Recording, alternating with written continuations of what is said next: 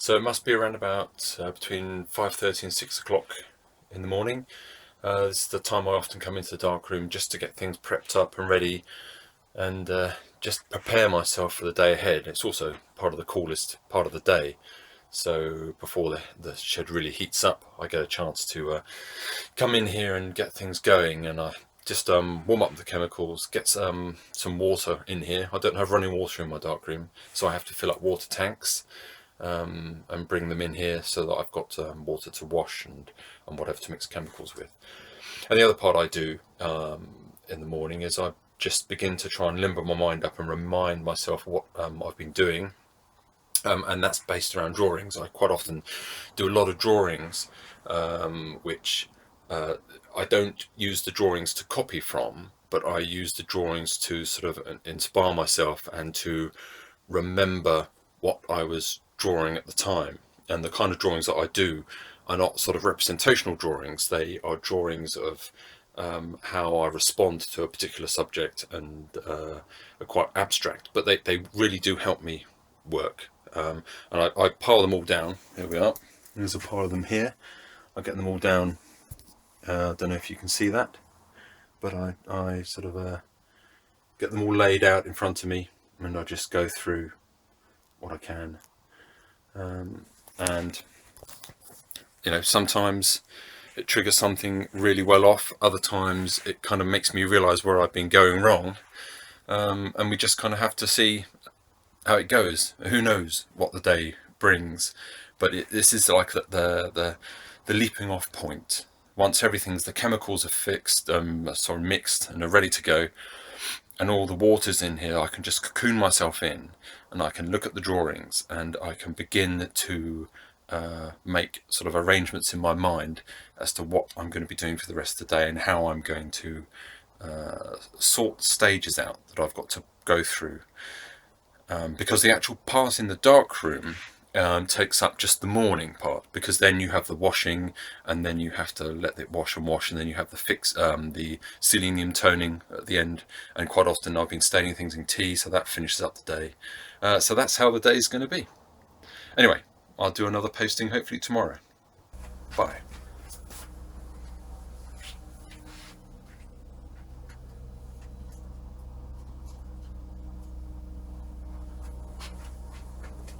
So day 2 of my daily update in the darkroom. Oh, let's get the camera sorted out there. That's a bit better. Yeah, I've been working yesterday on getting kept the chemicals lined up. I find that when I create a new batch of chemicals, I have to get them all working together as almost like a team. To start to be able to get results, and repeatable results that I can work with and rely on each time. So the chemicals themselves, it doesn't matter if I give them this. I've noticed this over years. It doesn't matter if I can get them the same temperature and the same dilution and use them exactly the same way. Quite often they give me different results, so I have to kind of work them into shape and practice and adjust my times so it fits in with the chemicals that I'm working at that moment. And then once that all starts to come into line, then I know the timings that are correct, and I know the dilutions that are correct, and then I can use those numbers and figures to start giving me a solid base, so that I can put the creative aspect of the work and work on the creative side of it, without worrying too much about the physical techniques and process. I've got all that sorted out, and I know that once I've got the ideas and the drawing and the light marks made, I know that the rest should follow, because I've spent all that time getting the chemicals and the temperatures jotted down. I know the times, and I've been working in the last day on some ideas. I went to a place called in Cornwall called Port Quin, and I took loads of notes. So I've been going through as I showed yesterday, I've been going through, there's my notebook I took. You probably can't see that, but I've been taking lots of notes and drawings of the place, and just so that I've got a memory of what I saw. and I'm using those notes to produce new work. I'm going to be cracking on with that in the next week, and probably the next few months, I'd have thought, and see what I can get out of that kind of unique landscape that Port Quinn showed me. So I'm really excited about all of that. I'm all geared up and fired up for all doing this kind of work. And now I know the chemicals are ready. I've spent my first day getting the chemicals. They're prepared. Now they're sitting, waiting for me. And now I'm just going to launch myself into this quite an exciting time, because now I know the physical processing part of it's ready for me to use, and now I can just let myself go with the getting into the mindset of the creative and working out how I can just dump down my responses onto this paper. So anyway, so that's the end of my posting for today, and I'll post another one with updates tomorrow. Bye. Good morning. Another early start in the darkroom, and yes, yesterday was quite a busy day. We had lots and lots to do, and sorry, I've got, hold on, someone here who that's Poppy. She comes into the darkroom every now and then just to annoy me. When I first got her, I thought she should be sitting here at my feet constantly, being good, but instead she's just a bit of a pickle. So anyway, she comes in here sometimes with me when I'm doing stuff. Do you want to go outside? Go on then. Out you go. Go on then. Out. Go on then. Out. Sometimes she just doesn't want to leave. Come on then. Out you go. Come on.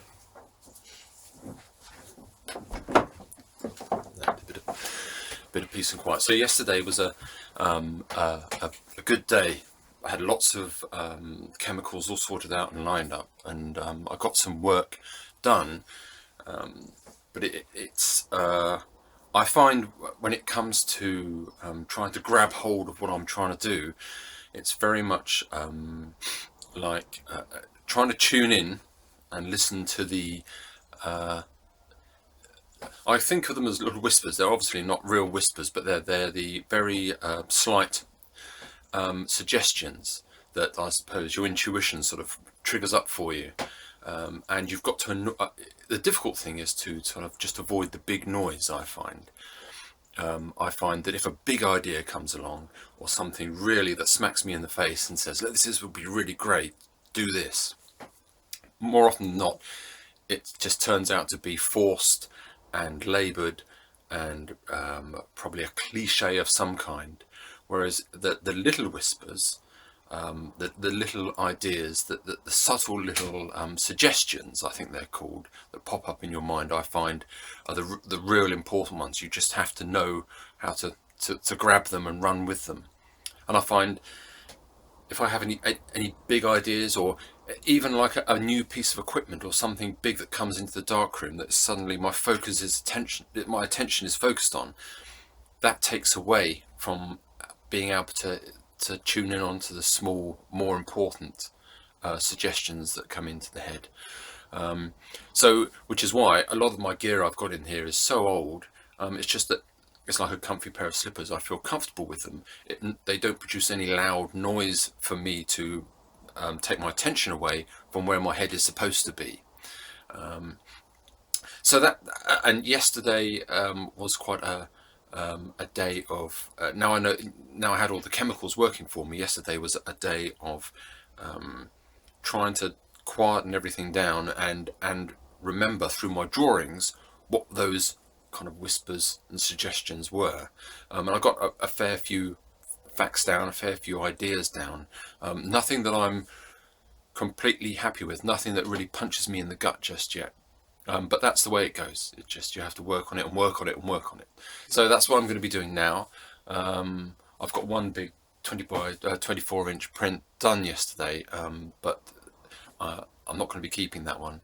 I'm going to be using it to sort of build stuff up for the next one. So anyway, that's my short update for today. I've got to get to it now. So I'll give another update tomorrow. Bye. Good morning.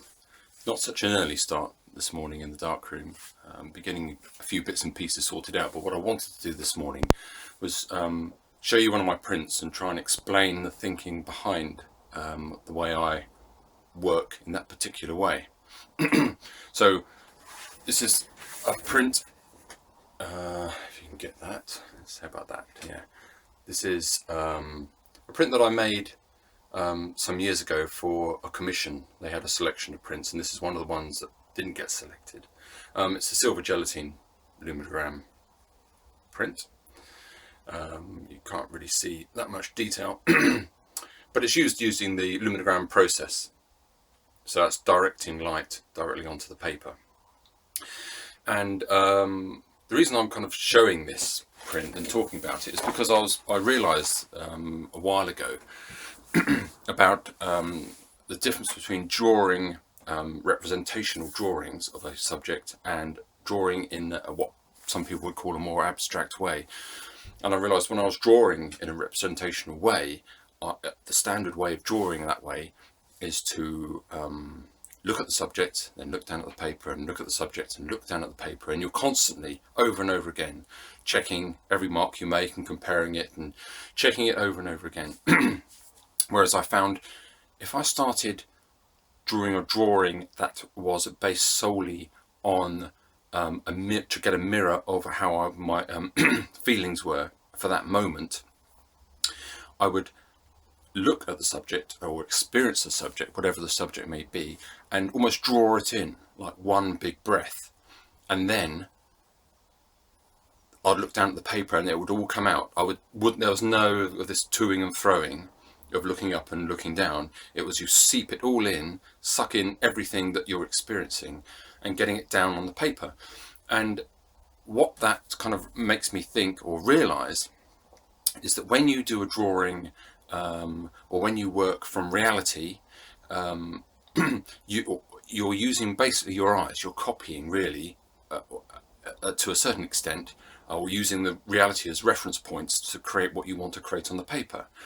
Whereas when you experience something, it isn't just from the eyes, it's through every form of, well, I suppose, sensory input that you have, what you're hearing at that time, even what you can smell, what you can feel, whether the wind is blowing in your face, and also, quite importantly, is how you're feeling as a person at that moment, because that really does hold a lot as to how you're experiencing the subject that you're seeing in front of you.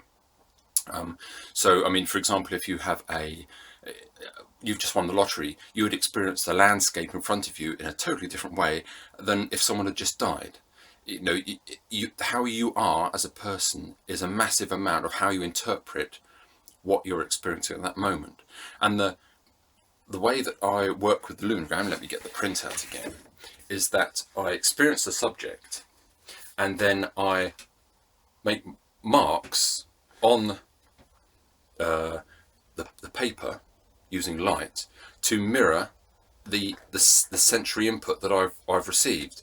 For example, this is based on birdsong, and I did this live whilst listening to birdsong. You probably can't hear any birdsong now, but I was actually sitting here working on this, and as I listened to the birdsong outside, and what I'm doing is I'm taking all the sensory input of the birdsong plus what I can sense, how cold it is, all my sensations, and also how I'm feeling as a person at that particular moment, and getting it down onto this bit of paper to make marks that mirror for me that sensation that I was feeling at that moment. So it's not I'm not abstracting reality. I'm not, in no way am I trying to get that to look like a bird or whatever. It's just solely the fact that marks made make me feel a particular way. So if I experience the subject, if you take into all the sensory input into account, the sound, the smells, the hearing, how you feel, how warm or cold it is, take all that input into a big ball, and that's, I suppose, what you could call as how you feel, and then you get the silver gelatin paper and you make marks on the paper to mirror that how you feel. And it's those hushed voices I was talking about earlier. When you listen to the hushed voices when you're working, you can recognize the mirroring. You can recognize that when you move two lines closer together, it makes you feel, or mirrors, a very similar sensation that you are feeling when you experience a subject, in this case birdsong. So that is one last look at the print. That is what that print means to me, and that is how I go about most of my work now. I've deviated in doing different things, and I'm trying lots of different avenues, but that for me is the exciting way to work, where you're actually taking everything in and mirroring it onto paper. Right, I hope that made some kind of sense. I'm going to have a coffee and get back to the darkroom, and I'll post another video tomorrow. Bye. Good morning. It's some ridiculous time in the morning. I hate to even imagine. I'm just going to get the darkroom prepped up and ready to go, which means heating up chemicals. Lots of heating up chemicals. I have, along with the usual stop and fixer, I have some different types of developer at different ages, which give me different types of effects and different types of ideas. So if I'm looking at a particular way of working, or I've got a particular type of image that I want to create, I've got these different developers that I can try with it. That I don't know why on earth I thought of that, doing it that, because keeping them all in line and tip top was a real pain. So anyway, that's the way I decided to do things. So I've got developer to heat up, I've got fixer and obviously stop bath to heat up, and a few other bits and pieces. I've got the paper to get ready. Quite often I find that I do lots and lots of tests just to make sure that things haven't changed overnight.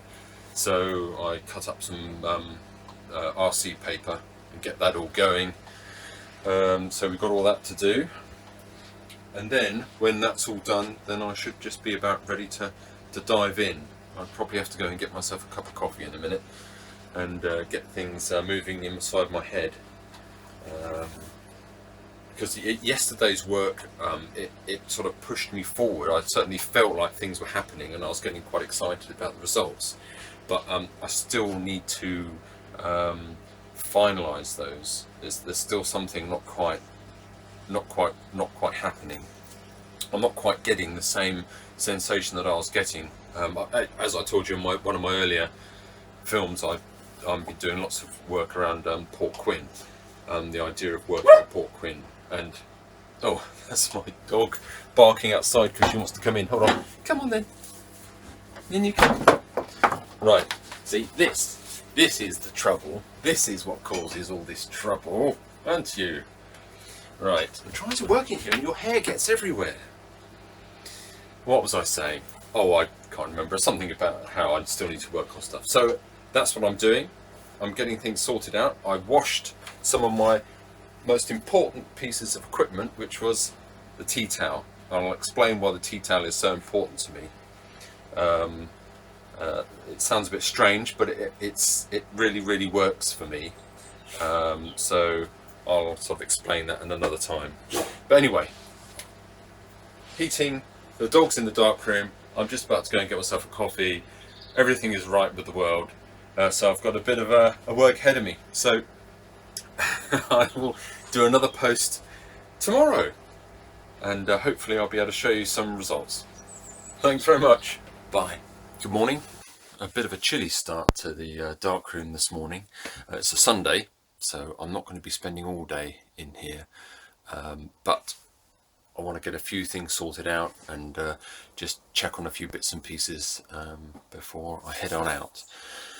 So still quite a lot going on, a lot of new things happening all the time, and it sort of struck me. I was sort of working and I was thinking about what I was going to be saying on these films, because when you're asked to do things like this, it really makes you think more about what you're doing, because really what you're trying to do is you're trying to get things into a state in your mind where it's clear enough for you to be able to explain to other people, because it's quite a difficult thing to be able to explain to people when you have been working on it for such a long time.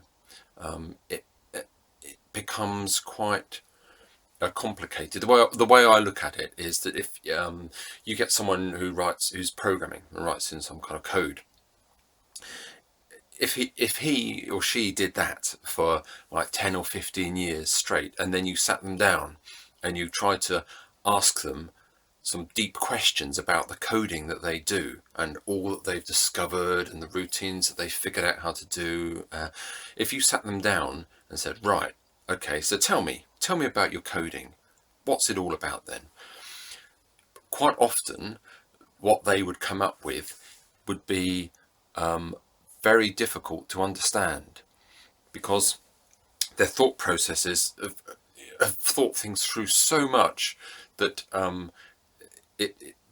they've delved so deeply into it that it's quite a complicated thing to kind of explain to someone who hasn't gone through that process. And I think that's the same with art. When you're making your work, and if you dedicate yourself to it and you work hard and you kind of burrow into it really deeply, if you're asked to explain it, so often I find what comes out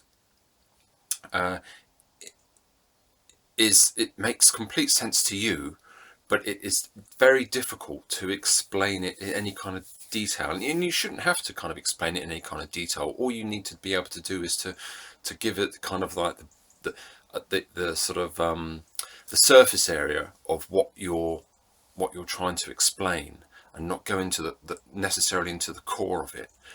Because quite often as well, when you get into that core, it's quite personal. And it probably just sounds like complete gibberish to other people, but it's almost like a coping mechanism. It's your way of understanding how you work, and it works for you, therefore that you're going the right way with it, because if it works for you, it must be right for you. It's a very personal and inward looking thing, which is why it's quite a difficult thing to explain to other people, for it to make sense. And quite often you find that people that have been working through the same kind of journey that you are on, they quite often sort of understand, because they themselves have passed through those areas and discovered those similar things. And when you meet people that do understand, then it's almost like a joyous thing. It's like you're on the right road. And the way of understanding of what you're doing doesn't necessarily mean that everyone's going to all produce the same results. The results are obviously completely unique to the individual, because the results are based on so many different decisions made every day over the years and years and years. And the end results have got to be unique. They're as unique as your thinking about the work is. So basically, if you have unique thoughts about the work, then your work is going to end up being unique. So it's a tricky thing to sort of talk about, and it's the more you talk about it, the clearer it becomes to you, as well as hopefully the people that you're talking to. Anyway, the work I'm going on today, I've been doing some bits and pieces. So I'm trying these kind of prints at the moment as well. It's incorporating, I'm trying some colouring and whatever onto the prints. I don't really know how far that's going to go, but we'll see what's happening with that. It's very chilly in here this morning, so I've got to get things heated up, get things on the go, and start off some prints, and then I'll be out a bit later on, and I'll do my last posting tomorrow. Right then, I better get to it. Thanks very much. See you later. Bye. Good morning. It's Monday morning. Things are getting hot in the darkroom right now. It's getting a bit steamy. It's going to be a really hot day today, so I'm going to have to crack on. If I can get at least some of the work done this morning, I'll be perfectly happy. It does get really hot in here, and when all the chemicals are hot as well, it can get a little bit overpowering. I've got an air vent over there, but it doesn't take away the smell of all of the chemicals. So I've got that to look forward to. I'm working on these pieces that are based around lines. Lines have become a really important part of my work in the last couple of years. They've always been really interesting to me. I remember when I photographed Poppet Sands. I was there intensely for 8 years, and I just photographed this beach, this one beach in Wales, this beautiful beach. And at the end of the 8 years, I'd gone from photographing a standard landscape that's quite a common type of landscape to photographing lines in the sand, a great big plain of flat sand that used to be completely boring to me. After 8 years became fascinating, because you used to have these little dogs used to run around on the beach, and little dogs always carry big sticks. They just think they're bigger than they are, and they carry the sticks and they drag the stick in the sand, and it leaves lines and these wonderful swirling shapes that are totally random. But then if you go there with a camera and you've got the power of trying to organize these lines and frame them up within the square of the viewfinder, you can sort of organize these wonderful shapes.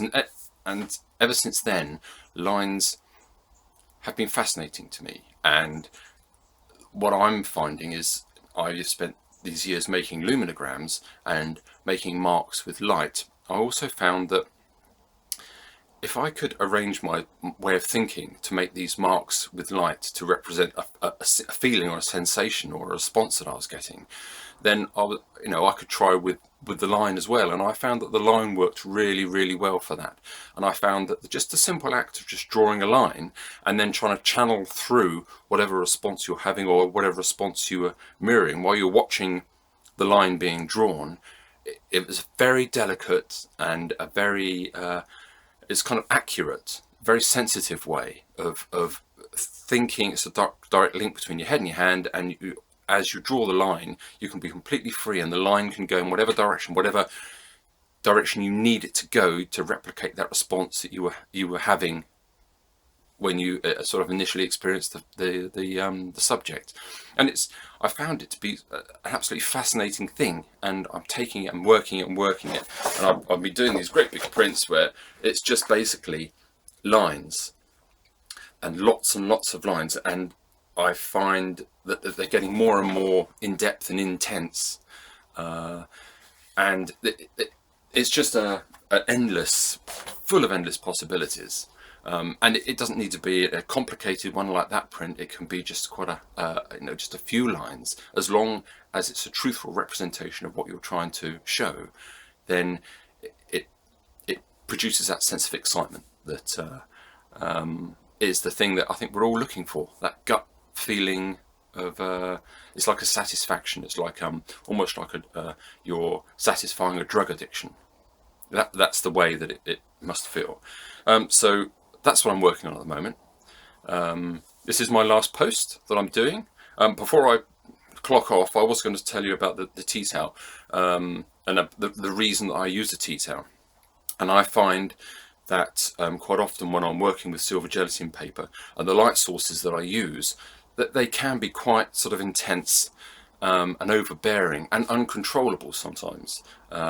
So not to get too technical, but when you have an enlarger, you have these f-stops to make the lens letting the certain amount of light through larger or smaller. But I found that completely impractical when you're using a light source for, say, for example, like a light bulb, because the light just goes blap everywhere. So what I'd use is I discovered that just a simple tea towel wrapped around the casing of the light bulb, not actually on the light bulb itself because it gets really hot, but around the light bulb, obviously dampens the amount of light coming out. And I had figured out a number of terms, or if it's one fold, or if it's two folds, or two thicknesses on the tea towel, or 3 or 4. So that gives me a different amount of light, obviously hitting the paper, and therefore a different shade or gradient that I want when it hits the paper. So the tea towel is kind of like an f-stop type of sense thing fitted to a light bulb. or fitted around a light bulb. So it's as easy as that. And it works really, really well. So if I wanted a certain depth of shade, I fold it 4 times and then press it up against the light bulb. So that amount of light comes through, and I know exactly how much light's coming through, so I can gauge that really well. So there you go. That's the tea towel mystery solved. Right, that's the end of my postings for this week. Thank you ever so much for MMX Gallery for letting me do all these ramblings. I hope they've been of some interest. And I'm now going to log off the internet for a while, take a break from it, and get on with some serious work. Thanks for watching. Bye.